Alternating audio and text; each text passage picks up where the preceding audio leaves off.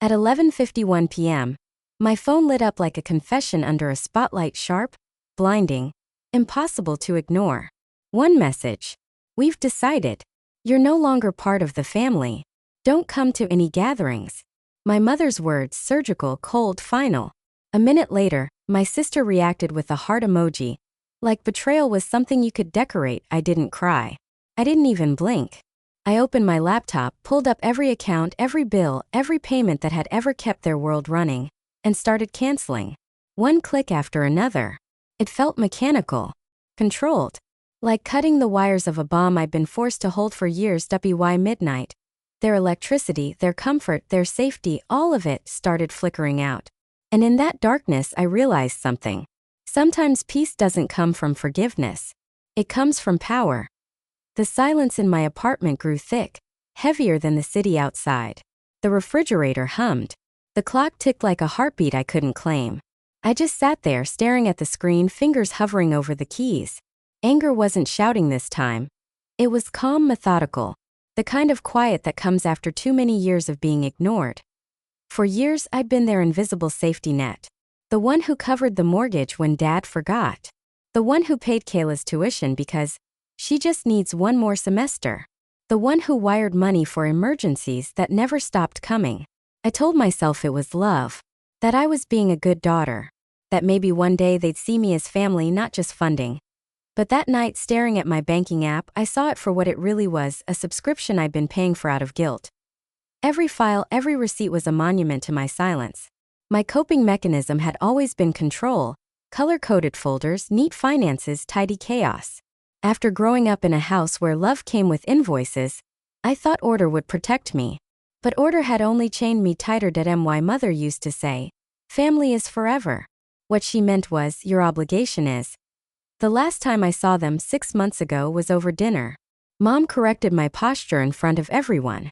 Dad joked that I was too serious to keep a man. Kayla bragged about her business trip, which I knew was a week at a resort I'd accidentally helped pay for. I smiled, chewed my food, and swallowed my pride.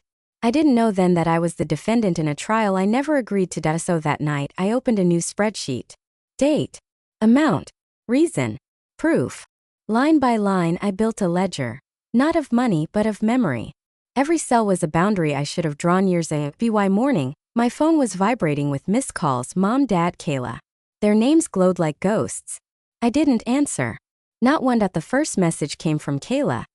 You're overreacting. Mom didn't mean it like that. Can we talk? Talk. The word felt poisonous. I'd spent years talking, apologizing, explaining to people who'd already decided who I was. I deleted it. Then came Mom's email. We need to talk about what you've done. You've created a mess. Call us immediately. No apology. No accountability. Just command. She still thought I was her fixer, her peacekeeper. But this time I typed back one line. I'm busy reconciling accounts. You should do the same. By noon, panic set in. Messages poured in. You're ruining everything. You're heartless. You're ungrateful. And for the first time I didn't feel guilty. I felt free. That afternoon I called Julia, my friend from college, now a family law attorney. I think I'm done being their accountant. I told her. She didn't ask for details. She just said, then start documenting everything. Let's make it official. So I did. Every email, every transfer, every invoice. I built my own courtroom from years of silence. And when I finished, I wasn't angry anymore. I was ready. At 11 p.m., Julia called back. Everything ready? Every receipt, I said. Good. Then you're not asking for repayment, Sophia. You're enforcing it. I wrote the email exactly as she told me, calm, factual, lethal. Subject: outstanding balances. Johnson family account. No threats. No emotions. Just truth dressed in business language. When I hit send, the silence that followed was alive. Minutes later, the replies arrived. Dad. Let's be reasonable. Mom. How could you do this to us? Kayla, you're insane. They weren't shocked by what they'd done. They were shocked I'd stopped playing along. By dawn, Julia's response came in perfect. Forward everything.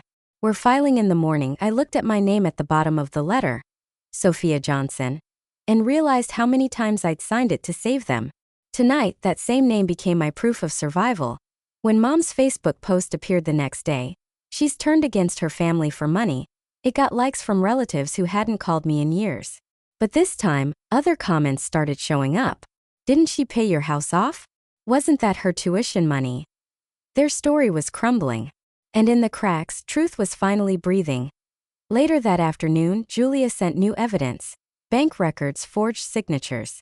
My mother had taken my grandmother's trust fund, $40,000, and signed my name.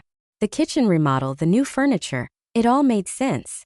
She hadn't just drained me. She'd stolen from the dead at BY evening. Julia filed an injunction. Their accounts froze before dinner at 8:30. My mother showed up at my door, eyes red, holding an envelope. "Please," she whispered. "We're losing everything.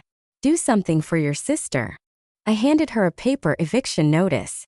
"You'll get the official copy in 7 days." Her lips trembled. "You wouldn't." "I already did."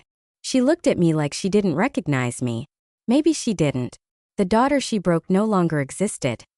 When she left, I didn't look back. I just stood there listening to the quiet. It didn't sound empty anymore. It sounded earned. Days passed. The court froze their assets. Their house sold. Their debts, finally, were in their own names. Mom posted again online, fishing for sympathy. But this time, no one bit. Even the relatives she'd fooled were done pretending. When Julia called to say the case was closed, she said, "They said you were out of the family. I guess it's official now." For the first time, I laughed. Not bitterly. Just freely. I moved into a small apartment downtown. Clean walls, morning light, no ghosts. My friend Evan helped me move. He handed me a coffee and smiled like he understood. That night, I opened my old spreadsheet, the one that tracked every dollar I'd ever spent saving them, and hit delete. Watching it vanish didn't feel like loss. It felt like peace. Word got around that my parents were renting a small place outside the city. Kayla was working a job she hated. I didn't feel joy. Just distance. They were finally living within the limits of what they'd built. Without me holding it up weeks later, I visited my grandmother's grave, laid down tulips, her favorite, and whispered, "It's done." The wind answered softly, almost like a blessing. Peace isn't loud. It's quiet, steady, earned. And if you've ever had to choose peace over blood, remember, you're not cruel. You're free.